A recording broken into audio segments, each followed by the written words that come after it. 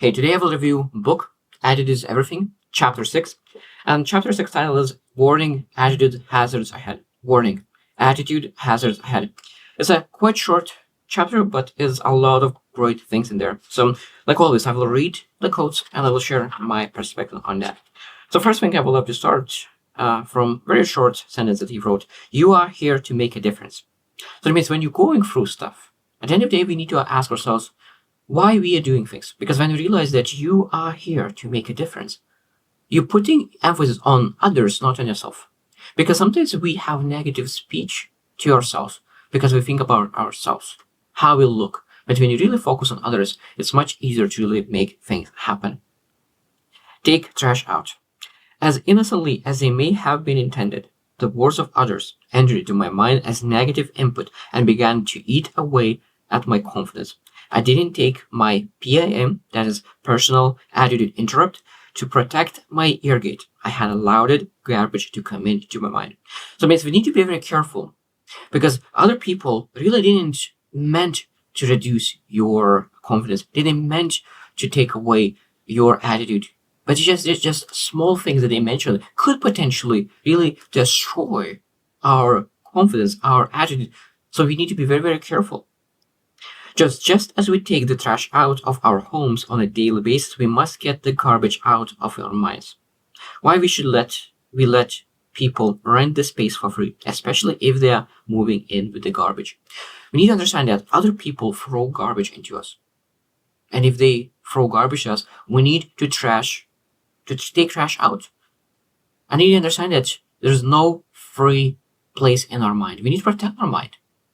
And if there's garbage, we need to throw that out as soon as possible. When we see that someone throw the garbage, we throw that out. Even don't allow that to come into our ears. But if the thoughts came into our mind, and you start thinking about it, we need to truly have that interrupt. I said, okay, those thoughts is not mine. I'm leaving those behind, and I move forward. When you approach life knowing there are going to be problems, you are able to understand that the problem is not the problem. The problem serves as a marker or an indicator that allows you to recognize where you are in relation to where you desire to be. Such a powerful problem description. That means that the problem is not a problem. Because if you learn from that, if you improve from that, if you know that this problem shows where you're at and what you need to improve and where you need to move as a marker, that means that it's a great thing. Because at the end of the day, you will make yourself better because of that. Such a powerful thing that problem is a marker or indicator that allows you to recognize where you are in regards of your future dreams. Adjust, pivot, and move forward. Make shifts to get things happen. If you are constantly stressed by the minor annoyances, chances are you're not going to handle the catastrophic changes as well. Because a lot of times when you're going through life, you need to understand that there's major things in life and minor things in life. Major things and minor. And I hope that we're able to really reflect which one are the major and which is minor. Because if you start to stress about minor things, we understand that it will be even harder to deal with major things. And I think that sometimes people are blessed when they go through major things because they realize all those things that they were stressed about was just minor things, never intended to spend any thoughts on that at all. Preactive versus inactive. I believe in being preactive, being prepared to take action before situation occurs. Pre means planning your response before event happens. So it means that when you're really thinking about your future and know that something could happen in the future, you usually pre-plan your response. So it means that when something serious happens, when some challenge happens, when some problem happens that you already thought about, you potentially have better attitude because you know how to respond. So when this happens, this is what I will have. This is what I will do. This is how I will feel. This is what I will implement to make sure that I overcome.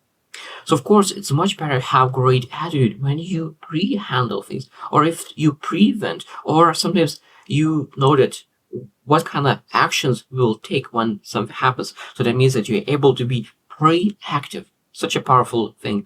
Proactive allows you to have better attitude because you're not afraid of anything that's coming into your way. So when you are preactive, you learn to accept responsibility for your own attitude before things happen to you. So you know that things will happen to you. But now because you preactive, you learn to accept responsibility and from your own attitude and really move forward. In the scope of life, my flight cancellation was a minor event. So he shared an example that flight cancellations, a lot of times people make a big deal of it, but in bigger scheme, flight cancellation is just a very minor thing. So we need to always really maybe even write down on the paper what are the minor things and what are major things, and really stress, even not stress, but really making sure that we focus our energy on the major things rather than the minor things. The next is whether you go through an earthquake, divorce, or any major catastrophe, you can expect aftershocks.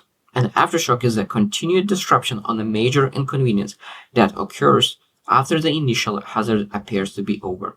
So that means you understand that if you have a divorce, if you have any catastrophe like that, there will be some aftershocks, the things that will need to be changed because of that major event. And we need to understand that we need to be okay with that as well. We need to have that good attitude because those things will show up.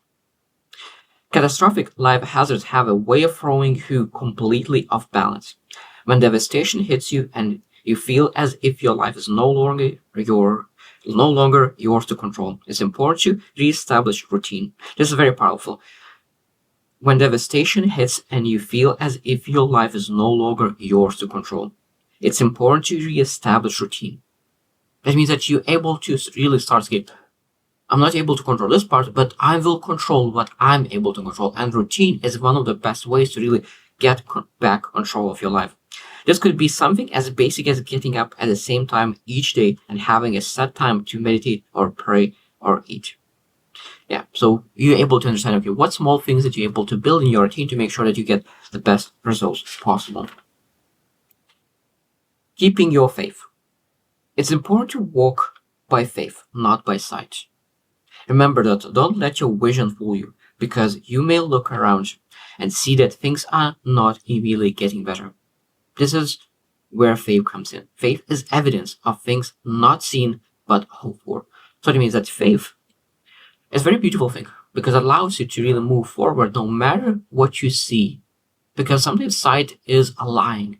Sometimes you're not able to see actually what's going on. Because I love the example when you really look into the potential tree and underneath is the massive seed is growing and building massive roots. And you're not able to see that. So that means we have faith that seed will come up off the ground and really grow into a massive tree. But when everything is happening under the ground and those roots are growing, it's very hard to really see something. So that means you need to understand that you need to have faith before something shows up. Stuff happens. You can't spend your life hiding behind your fears, worries, or self-doubt. So what do you do? How do you prepare yourself to deal with things that you can control? By focusing on those things that you can control and by being determined to get a positive result out of even the most negative experience. This is a very, very powerful statement. How you take control of things? By focusing on those things that you can control and being determined to get a positive result out of even the most negative experience. So that means that there could be terrible, terrible experience. But what the question is that how we could get the most positive result from this experience. So that means there's no experience in life that you potentially could not get a positive result. That means, of course, there'll be a lot of negativity, but you're able to really focus on positive result and really seeking that positive result will improve your life. 100%. 100%. Response versus reaction. It's amazing how quickly a positive attitude can be shut down by a few bad experiences and negative thoughts, isn't it? That's why it's so important to monitor your attitude and respond rather than react. When you respond, you make positive and constructive mental adjustment. When you react, it's purely emotional and rarely does anything to improve the situation. Often it makes it worse.